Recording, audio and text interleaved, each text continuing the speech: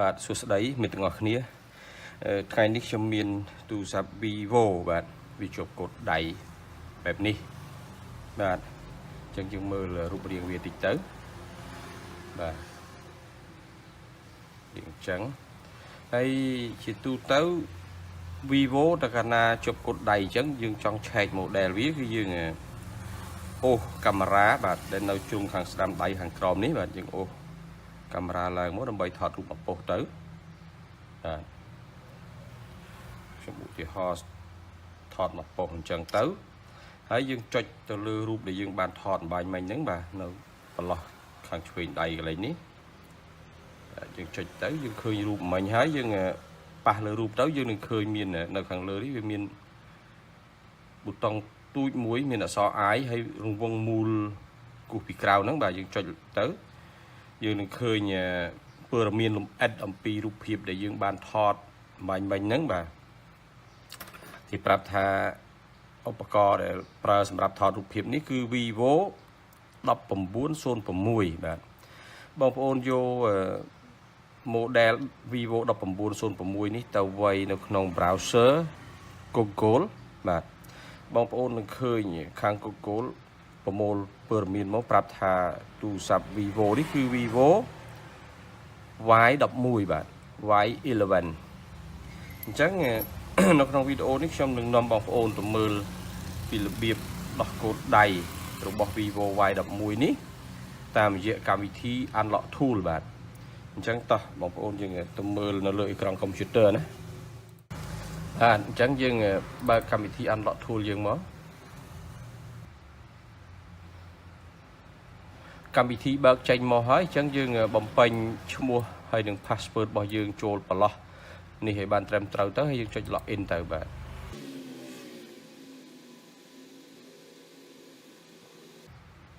អូខេកម្មវិធីបើកចេញមកហើយ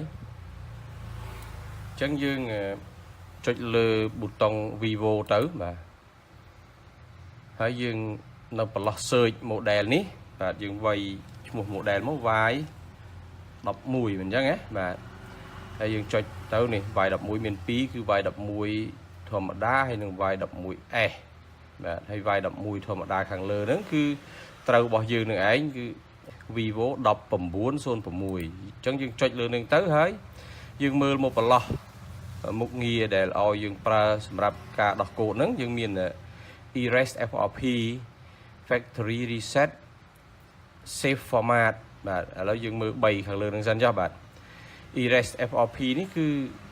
remove FRP នឹងឯង remove Google account នឹងឯងណាបាទហើយ Factory Reset នេះគឺដោះកូដដៃហ្នឹងប៉ុន្តែ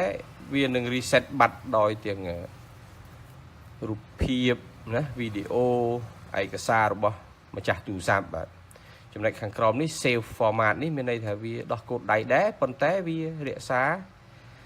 ឯកសារផ្សេងហ្នឹងបាទរូបភាពវីដេអូរបស់ម្ចាស់ទូរស័ព្ទហ្នឹងវានឹងរក្សាទុកឲ្យណាបាទអញ្ចឹងយើងចង់យកមុខងារមួយណាយើងកំពុងចង់ធ្វើមួយណាណាបាទអញ្ចឹងក្នុងវីដេអូនេះខ្ញុំអត់បានរក្សារូបភាពទេព្រោះទូរស័ព្ទនេះយើងត្រូវ format វាដើម្បីដាក់លក់អញ្ចឹងយើងចុចលើ factory reset បាទឥឡូវខ្ញុំឧទាហរណ៍ណាបាទចុចលើ factory reset សិនចុះបាទចុចទៅបងប្អូនឃើញហ៎ search កន្លែងនេះគេដាក់ថា searching for HS USB QD loader 9.8 fail ណាដោយសារយើងអត់ទាន់ភ្ជាប់ទូរស័ព្ទទៅបាទក្នុងន័យនេះគឺមានន័យថាវាត្រូវការឲ្យយើងដតភ្ជាប់ទូរស័ព្ទជាមុនបាទចូលកុំព្យូទ័រជាមុននឹងចុចប៊ូតុង factory reset ណាបងប្អូនអញ្ចឹងយើងត្រូវភ្ជាប់ទូរស័ព្ទមុនសិនប៉ុន្តែមុននឹងយើងភ្ជាប់ទូរស័ព្ទយើងត្រូវមើលសម្គាល់កន្លែងនេះទៀតបាទ EDL នេះវាស្មើនឹង test point ណាបងប្អូនអញ្ចឹងទូរស័ព្ទយើងនេះវាត្រូវការ test point ហើយបាទជាទូទៅឲ្យតែ Vivo ដែលប្រើ CPU Qualcomm សឹងតែថាប្រើ test point ទាំងអស់បាទអញ្ចឹងឥឡូវយើងទៅរកមើលរូបភាព test point ទូរស័ព្ទយើងសិនណាបាទអញ្ចឹងយើងចុចបើក browser មួយមកបាទចុចបើក browser មួយ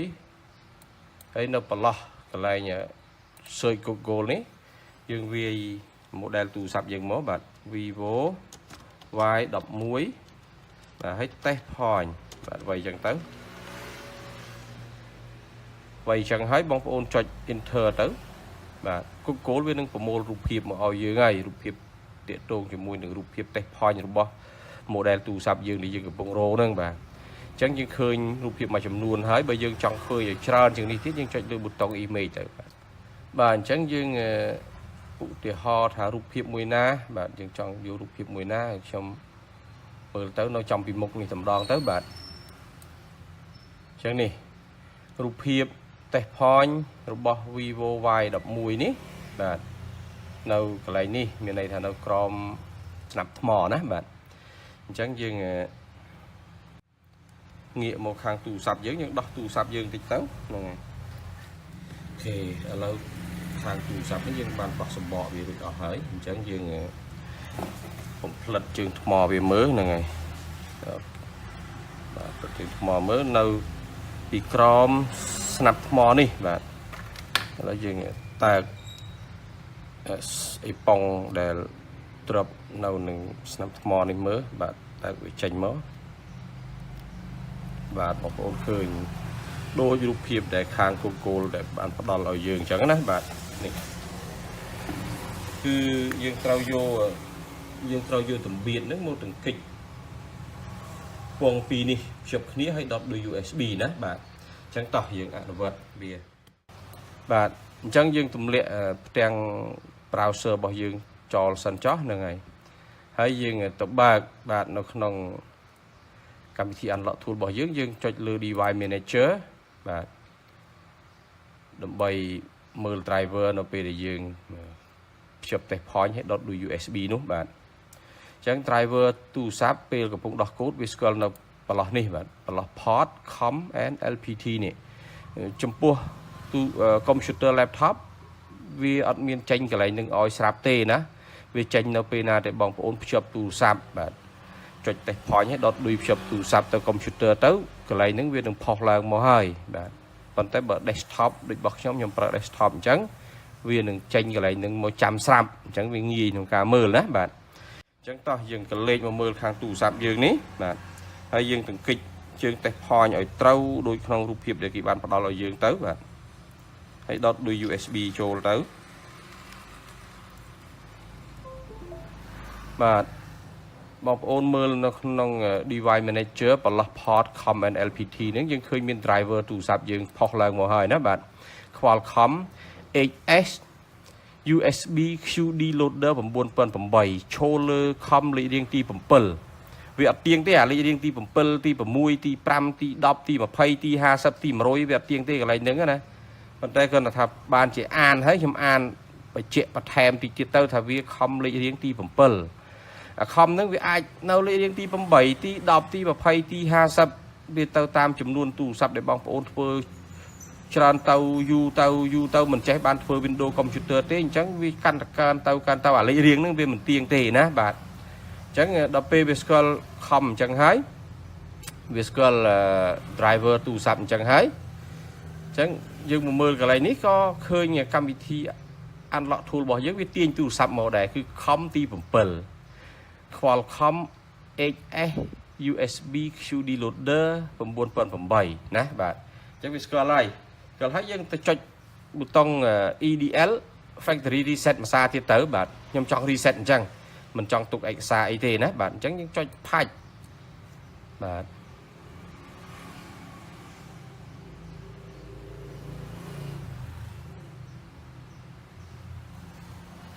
តើហើយ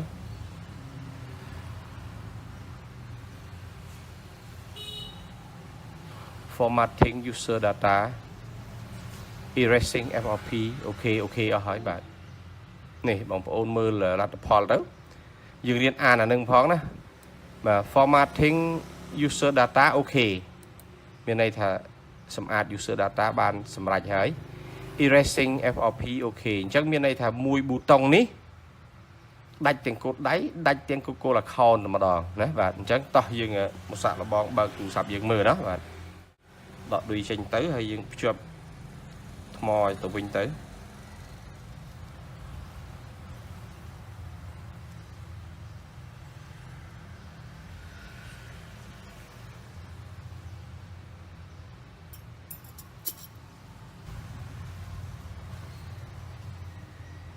បាទឥឡូវទូរស័ព្ទយើងវាចូលនៅក្នុង mode recovery បាទហើយយើងអានអក្សរក្រហមនេះទៅនេះនៅពេលដែលយើងដោះកូដដៃទូរស័ព្ទបានសម្រេចគឺវាតែងតែចេញអញ្ចឹងណាបាទហើយយើងចុចលើប៊ូតុង clear all data នេះមួយទៅបាទហើយចុច OK មួយទៀតទៅចុចចឹងទៅបាទប៉ុណ្ណឹង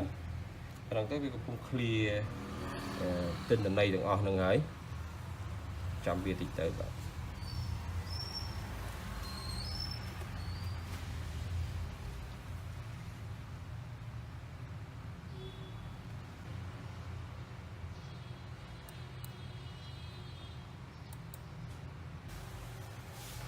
បាទឥឡូវទូរស័ព្ទយើងបានបើកចេញមកហើយអញ្ចឹងយើង activate វាមើល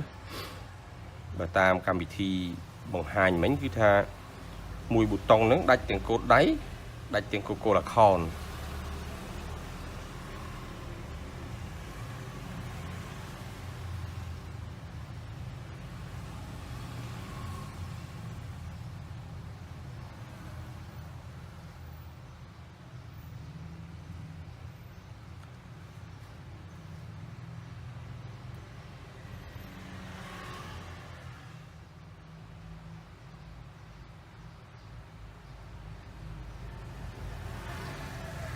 អូខេបាទពិតជាដាច់ទាំង Google account មែនហើយយើងឃើញកន្លែងនេះមានប៊ូតុង skip មួយណាបាទអញ្ចឹងយើង skip វាទៅ